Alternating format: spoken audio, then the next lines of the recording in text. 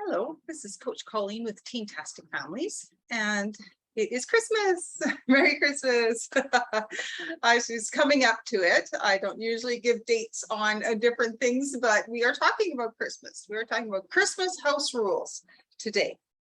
And as your kids get older, sometimes you need to set some things in place with your teens. One of the good ideas for families is for the kids to buy things for each other.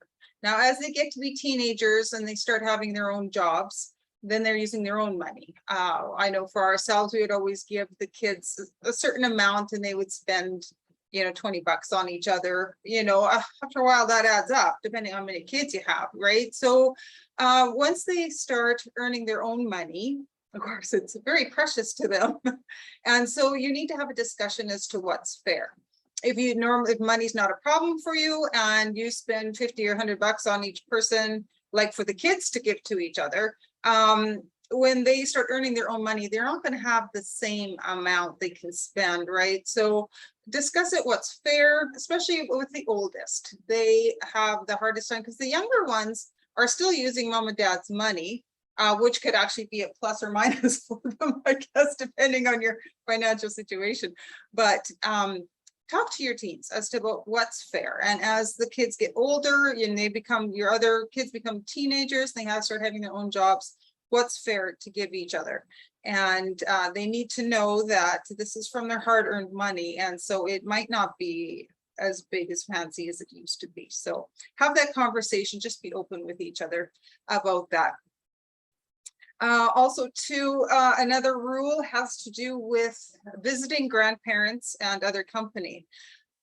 So very often, teens find grandparents boring, right? And other company, it's just like, oh, it's mom and dad's company. Oh, we have to show up so we can say hi and, visit, and they don't have anything in common, or they don't want to have anything in common. And that's a real thing.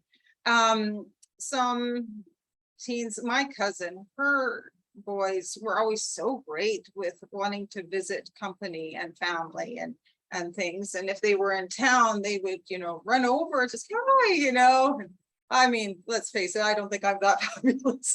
They would, because they do this to everybody. And I always admired that because sometimes, for my kids, and it's true, they don't have as much in common. And so to sit there and listen to the adults, talk back up, wanting to fall asleep in the chair.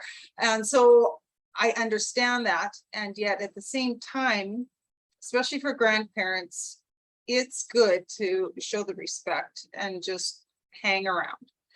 If teens don't want to, they can make it very awkward, can't they? They just sit there like, on the couch and don't say a word. Their silence is loud.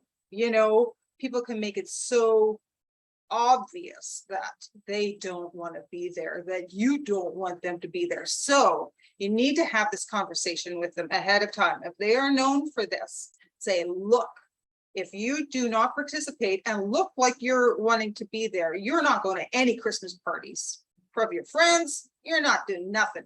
If you're not going to do this for me, I'm not doing anything for you. And so again, you need to come across hard and fast about this. Depending on your kids, you may not even have to have this situation. That's conversation, right? Just like my cousin, I must have started when the boys were little. I don't know, I admire her in this area for sure. And so, and some just kids like to visit. So they don't care who shows up at the door, they're talking. And so it's the introverts you got to worry about. I'm an introvert. I can understand being in a room and not wanting to be there, not wanting to talk. But there is a difference, and don't let your kids get away with it with sulking and just and letting the whole room. They can change the atmosphere of the room. And I had a conversation with my kids about this, and when I saw them go into maybe a sulk, it's just like, you can give them the look. Guess I have perfected, the look. My kids, were pretty scared when they got the look from me, I guess. So use that. Parents, use that. Use whatever you have And, you know, in some households, just even talking to each other nicely is another rule. No swearing. Don't swear at each other. Don't name call. This is your house. You set the rules. And if they don't like the rules, they won't get their privileges. If they're not going to abide by the rules, you start taking stuff away. I sound like a broken record, but seriously, parents, you have to enforce these different things. And the more extreme upfront, then you can back off. But do extreme, and then you can back off. If you're doing a little bit, oh, you know, I don't like that. No, be assertive, parents. This is your house, your rules. All right, even at Christmas time, we need to set some rules. And, you know, when it comes to fighting, have some consequences. With swearing, squirt bottle. I've said this before. Spray them in the face. I don't care. It's if they swear at you, spray them. If they walk or swear out of reach, of course they're going to do that. Don't get angry. Don't chase after them, because then you are riding their roller coaster and they're in control and they're pulling you around the house. No, you don't need to chase them. Just go to their bedroom, squirt their pillow. They do that enough times. When they go to bed, they're going to sup in the pillow, and it's just water. It will dry.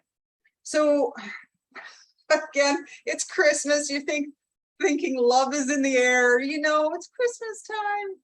Not in some families. And so parents, we need to be vigilant even at Christmas time. And there can be a lot of love as long as everybody follows the rules and is nice to each other. So Merry Christmas. I hope your Christmas is a wonderful time. And I hope this is not an issue for you in your house. Of course, if it wasn't, you wouldn't be listening to this video.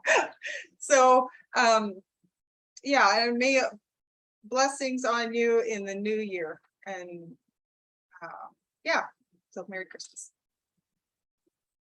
Oh, I guess I should say, if you do want help with this, a little bit more help, you can contact me at Teentastic Families, which is my email address. Teentastic is T-E-E-N, Tastic, T-A-S-T-I-C, and families@gmail.com. I'm also on Facebook. You can get a hold of me on Messenger. If you're interested in one of my programs, I can help you walk through this. This is just 1 week worth of, you know, information that we really delve into and talk about how it applies to you. And that's part of one of my 90-day programs. If you're interested, I do 45-minute strategy sessions for free, and we can talk about your situation and if one of my programs is right for you, or it might not be, but we can chat about that and see what happens. But that's it. Give me a shout. If not, we'll see you next time on the next video. If you like this video, hit subscribe button down below and the notification button next to it. That'll notify you when I have another video coming out and you won't miss any. All right, hit subscribe. All right, we'll see you next time.